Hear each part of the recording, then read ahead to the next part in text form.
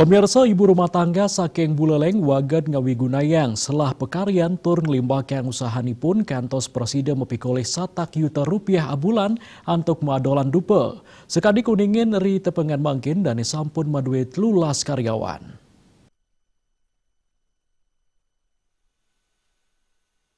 Asa puniki kahanan usaha dupa dua Nyoman Tia Martini. Sana menyusuk lulikur warsa saking banyak dinas sambangan di sesambangan Buleleng. Ringgenah iriki, taler ngawit make sami tata cara pengarian dupa merek Ajek Bali, kantos pengemasan produk. Usaha dupa puniki, kalimbakang kesarangin Rabin Ipun Made Indra Parmadika.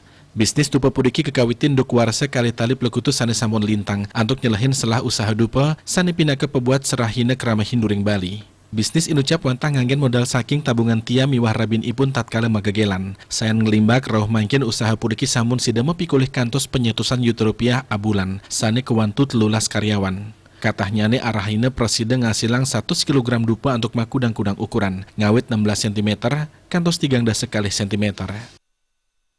Ini modalnya kita sendiri dari modal tabungan sendiri. Jadi dari modal yang kecil, dimana kita bisa mengembangkan itu sampai usaha jadi besar.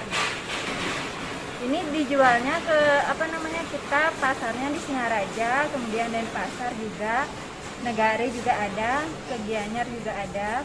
Terus kalau di luar Balinya itu kita pernah ngirim ke Sulawesi. Kenapa dupa? Mungkin gini kalau buka usaha itu kita kan lihat peluang ya. Jadi dupa itu udah seperti kayak kebutuhan pokok masyarakat Hindu di Bali. Terus sudah digunakan setiap hari, jadi pastilah bakal terus-terus dibeli. Duaning asa punika, Dane nentan surut-surut mau usaha antuk ngelimbakang usaha dupa puniki.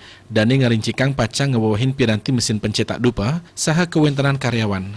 Puniki kemargiang santukan pengabtin saking para pelanggan nyabran rahine sayan nincap. Komang Yuda, Bali TV.